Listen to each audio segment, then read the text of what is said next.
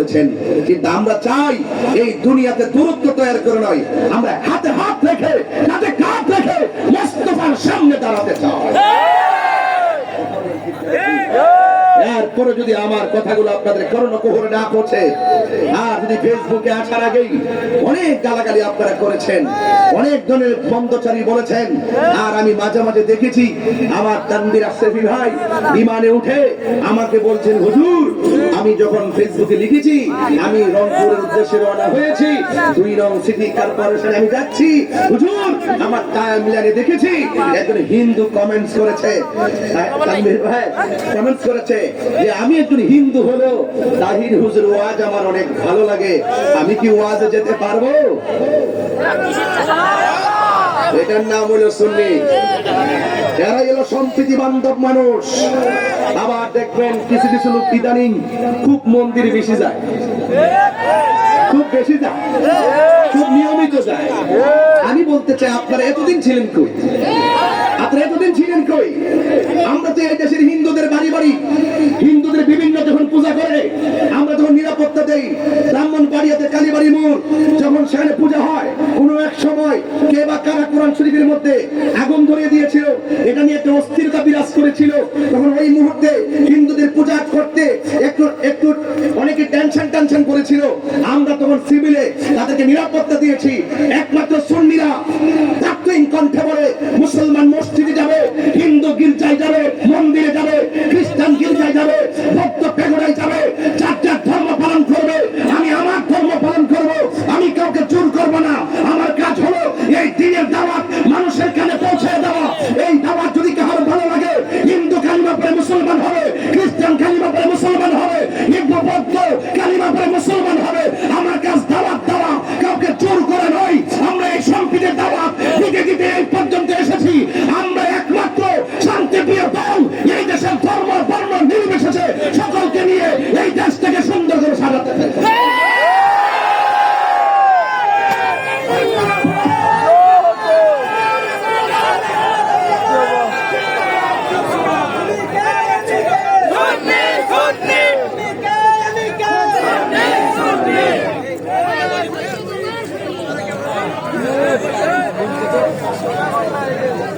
আল্লাহু আকবার জোরে বলেন। আপনারা কষ্ট পেয়েছেন? অনেক হিন্দুরা আমারে বলে, হুজুর এরা ইদানিং একটু আমরা কাছে বেশি আসতেছে। আমরা বুঝতে পারছি ভোটের জন্য। আমরা ভোট আর নোট আমাদের ঈমানকে বিসর্জন দিতে পারে না।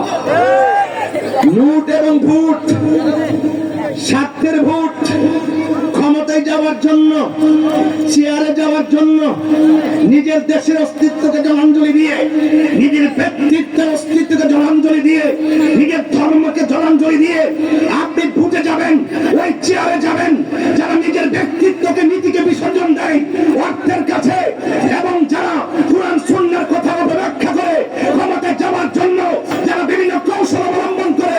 আমি তাদেরকে তাকওয়িন কণ্ঠে রংপুরের জমিনে বলতে চাই, আহলে সুন্নাত ওয়াল জামাত এবং বৃহত্তর সুন্নি জোট একটাই কথা বলতে চাই, আমরা এই দেশের ভিতরে যারা ইসলামের অপব্যাখ্যা করে চেয়ারে বসতে চাই, যারা ইসলামকে কলুষিত করে চেয়ারকে বসতে চাই, আমরা নিজের নীতিকে বিসর্জন দিয়ে যেই চেয়ার আমাদেরকে ডাকে সেই চেয়ারকে আমরা লাথি মারি।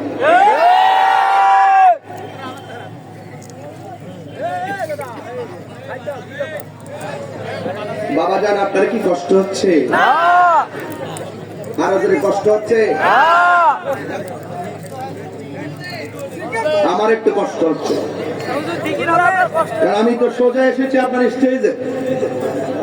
কথা বলেন ঠিক কিনা? গত রাত্রে 2টা প্রোগ্রাম করে আপনাদের রংপুরে এসে আপনাদের মহব্বত দেখে খুদার কথা বলে গেছি। এরপর আবার আমার লাইফ পার্টনারকে ডায়মন্ডের গিফট করা হয়েছে। আজকে তো বাড়িতে যাওয়ার পরে অনেক ধরনের কথা বলে তারপরে এটা সারপ্রাইজিং করবো ইনশাআল্লাহ। তোমার কি 12 বছর পূর্ণ হয়েছে? আসবে কেন? আর 5 বছর গেছে, চিন্তা করো না। আর আমরা 12 বছর পূর্ণ করো, এরপরে আসা ইনশাআল্লাহ। আর তোমার তো যে নসিব 100 বছর কালে আবার করতে পারে। মারহাবা জোরে বলেন। এই বাবা, আপনারা কি আমার প্রতি রাগ করেন নাকি? তাহির কি খুব কঠিন মনের মানুষ? সত্যি করে বলেন, কঠিন মনের মানুষ? আমার দেখলে কি খুব কঠিন মনে হয়? আমার বক্তব্য শুনলে কি খুব রুক্ষ মনে হয়? এবং আমি যে কথাগুলো বলি, এই কথাগুলি কি আপনার কাছে অপছন্দ মনে হয়? আমি চাই ভাই, দেশটা কাহার একা না, দেশটা সবার। আমরা সবাই মিলে মিশে দেশটা সাজাতে চাই।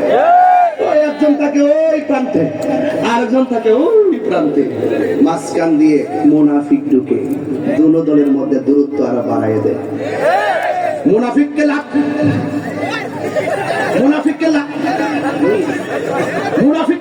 মারে। মুনাফিককে কি মারেন? এই সমাজের দেখেন, আপনার বাড়ি আছে না, দেখবেন আপনার বাড়ির পাশেই মুনাফিক। জোরে বলে ঠিক কি না? এই মুনাফিকরা আপনার ঘরের সংসারে আগুন লাগাই রাখে, শাশুড়ি এবং বউয়ের মধ্যে দ্বন্দ্ব লাগাই রাখে, ভাইয়ে ভাইয়ে দ্বন্দ্ব লাগাই রাখে। এখন ভাই একটা থেকে পাঁচতলায়, আরেকটা থেকে গাছতলায়, মাঝখানে মুনাফিক করে দিছি লাগাইয়া। এখন দুই ভাই রাত্রে বেলা টেলিফোন দেন, ভাই ঘটনাটা কি? তুমি আমাকে ছেড়ে পাঁচতলায় কেন? বড় ভাই কই তুমি আমাকে ছেড়ে নিচতলায় কেন, কিংবা গাছতলায় কেন? তো ভাই আপনি নাকি আমাকে এটা বলেছেন, আপনি নাকি আমাকে ওটা বলেছেন, এই জন্য আমি রাগ করেছি। এখন দুই ভাই মিলে যায় আসেন, ওই দুই ভাই মিলে মুনাফিকের চাপা বাতারা লাথি মারেন। ওই প্রান্তে থাকবেন না, ওই প্রান্তে নয়, মাঝখানে মুনাফিক গুলোরে মারেন লাথি। মাইরে আমরা হাতে হাত রাখি, এক হয়ে যাই। এই গত 13 বছরের ভিতরে আমি কিন্তু বারবার বলেছি যে এই বছরে যে একটা সুযোগ আসছে, ইসলামের অনেক দল আছে, এরা সবাই যদি উদারতার ভিত্তিতে এক টেবিলে বসে যদি একটা প্ল্যান প্রোগ্রাম করতে পারতো, তাইলে হয়তো সংসদের কোনাকানা দিয়া দুই চারটা মোল্লা যাইতে পারতো। ওরা দেখি আমাদের 75% সুন্নিদেরকে মাইনাস করে দিচ্ছে। রাষ্ট্রযন্ত্র সংলাপ করে আলাদা, আমরা ডাকেও না। এই জন্য একটা বৈষম্য তৈরি হয়েছে। এই বৈষম্যের দেয়ালটাকে ভেঙে দেওয়ার জন্য আমি আবার উদাত্ত আহ্বান করছি, ইসলাম নিয়ে যারা দল করছেন আর যারা নির্বাচন নিয়ে প্রচারণা করছেন, সুন্নিদেরকে মাইনাস ফুল মনে রেখে বেশি সুবিধা করা যাবে না। এই দেশের তরিকাপন্থীর আগের মতো না। এবার আমরা ওয়াদা করেছি, যেই দিকে যাব সব সুন্নিরা মিলে একদিকে যাব। আওয়াজ কই, আরো জোরে, হাত কই, কি অচল গুলো আপনারা কেন হাত নামিয়ে রেখেছেন কেন? পরে জায়গা পরের জমি আমি রই, আমি তো সেই ঘরের মালিক নয়। বন্ধুর জন্য বইটা নিয়ে যান, কিতাবটা কাজে লাগবে। আজকে কোনটা এটা একটা বই আছে, এটা নিয়েছে নামাজের বইটা না, নামাজের পেতে গেলাম, নামাজের কত দরকার। মা বন্ধু যারা সহি নামাজ শিকারে নিয়ে যান, মা বন্ধুরা নিয়ে যান। কত না এটা? 150 টাকা নিয়ে যাবেন পকেট টাকা থাকলে, কারণ কিছু যাবে না, ইমানের আমলই কবরে যাবে। কথা বলেন ঠিক না?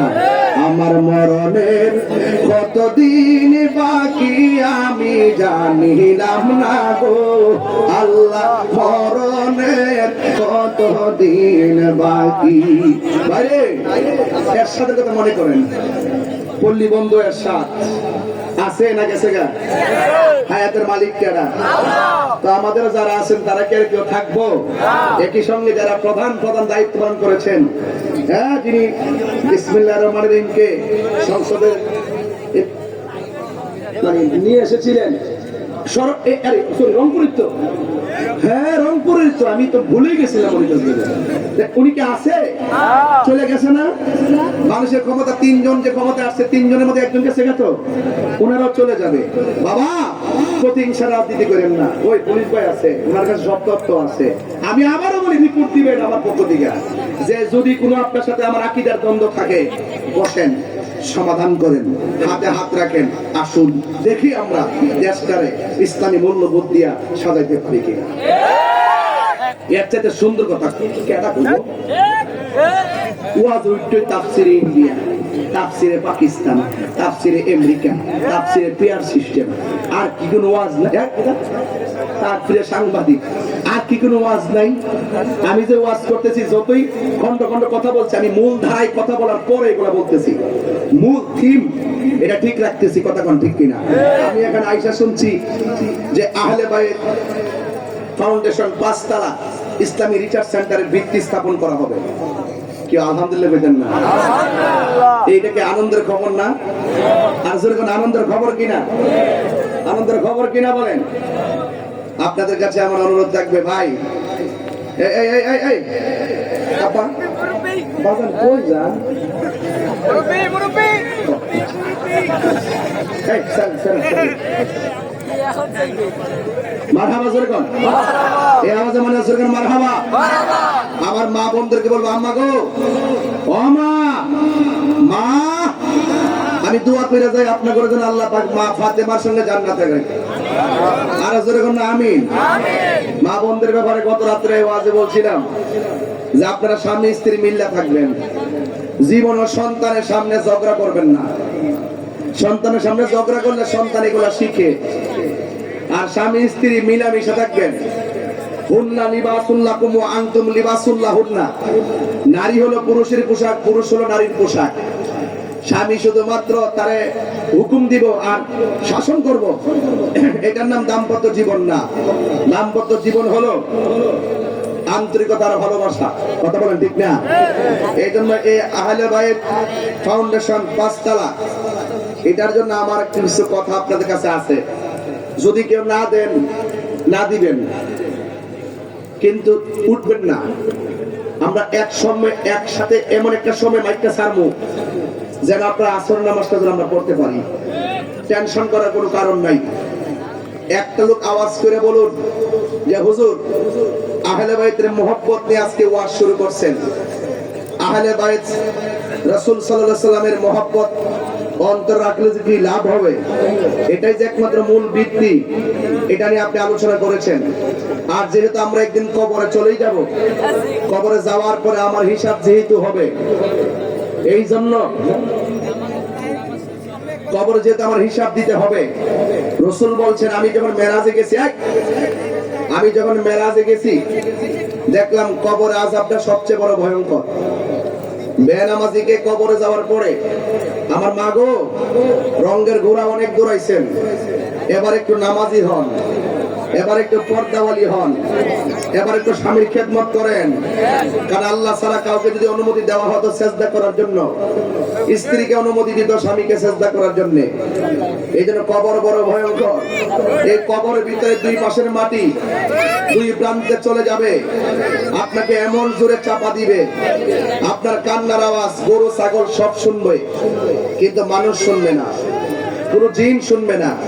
আপনি আল্লাহকে কবরে বলবেন, আল্লাহ তুমি আমার আবার দুনিয়াতে পাঠাও, আমি নামাজ করব, আবার তুমি আমার দুনিয়াতে পাঠাও, আমি তোমার বিধান মেনে চলবো, আবার তুমি আমাকে দুনিয়াতে পাঠাও, আমি মসজিদে পড়ে থাকবো।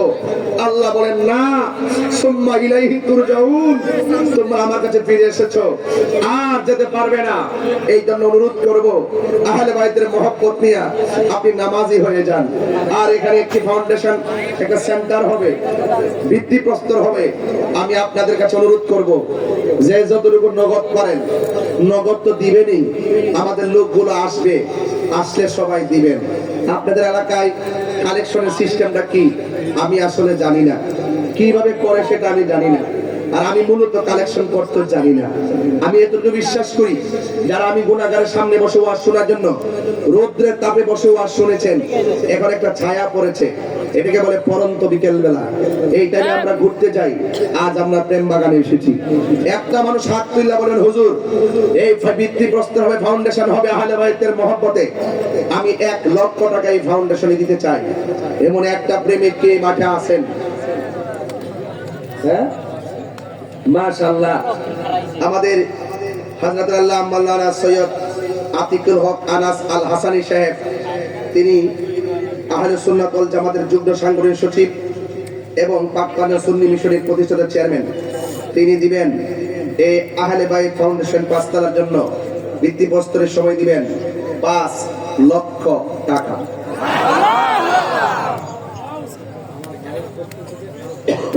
এবং ওনার আম্মা অসুস্থ, মাওলানা সৈয়দ আতিকুল হক আনাস আল হাসানী সাহেব, ওনার আম্মা অসুস্থ, ওনার আম্মার পক্ষ থেকে দিবে 5 লক্ষ টাকা। এটা হাত দিলে মারহাবা। ওনার আম্মা অসুস্থ, শুনে খুব খারাপ লাগছে। আমি যখন কালকে গাড়িতে উঠছি, আমার বাড়িতে যে ছেলেটা থাকে সে মেসেজ করেছে যে বাবা বাবা দাদুর দাঁতে ব্যথা, কোমরে ব্যথা। যখন শুনছি আম্মা অসুস্থ, তখন মনটা তখন টানতেছে কোন সময় দৌড়ায় বাড়িতে যাবো। এই পৃথিবীতে যার ঘরে মা নাই তার মতন কপাল পর আর কেউ নাই। যার বাবা নাই সে বুঝে বাবা হারা ব্যথা কত। আমি প্রায় মাহফিলের মধ্যে শুধু এটাই বলি যে আমি আমার বাবারে হারাইছি, আজকে আমার হাসানী সাহেব তার বাবারে হারাইছি। এই দুইটা ভাই বাপরে হারাইছি।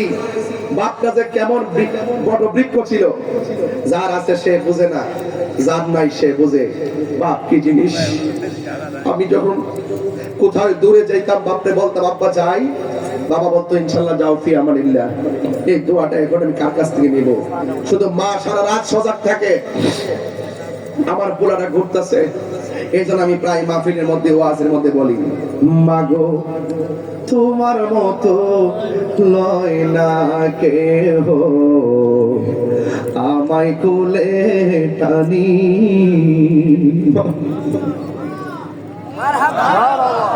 মাগো তোমার মতো লই না কেহ। আনাসের মার কথা মনে হয়ে গেছে, বাপের কথা মনে হচ্ছে, দিকে ঠান্ডা দিলাম। আমায় কোলে টানি, আঁচল দিয়ে মোচে নাকি, আঁচল দিয়ে মোচে না কেউ আমার চোখের পানি। হাইরে মা জননী আমার, হাইরে মা জননী। মাকে কষ্ট দিয়া তাহিরির সামনে ওয়াজ শুনলে লাভ হবে না। মা বাপরে কাঁদাইয়া পীরের কাছে মুরিদ হইয়া বাড়িতে গরু লইয়া গেল, কাজ হবে না। মা বাপরে কাঁদাইয়া মক্কা মদিনা গেল, লাভ হবে না। মা বাপরে যারা কষ্ট দেয় তারা আল্লাহরেও কষ্ট দেয়, কথা কোন ঠিক কিনা? আমি কেমন করে দেব মাটি,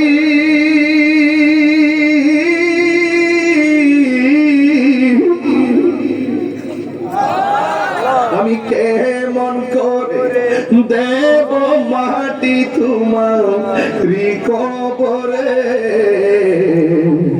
মা তুমি আমার আগে যেও না গো মরে। অসুস্থ আনাসের আম্মা, আল্লাহ মাটার আপনি সুস্থ করে দেন। আমি আল্লাহ আমার আম্মা অসুস্থ, আল্লাহ আমার আম্মার আপনি সুস্থ করে দেন। আল্লাহ যাদের আব্বা আম্মা কবরে, রংপুরের বাবা দিনটা নরম করে দেন না আল্লাহ। বাবা গো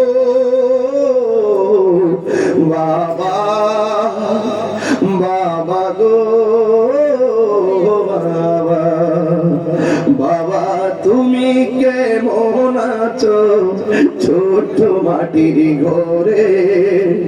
তোমার কথারি দই মাঝে পড়ছে বারে বারে। বাবা গো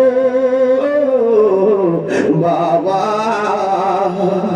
বাবা গো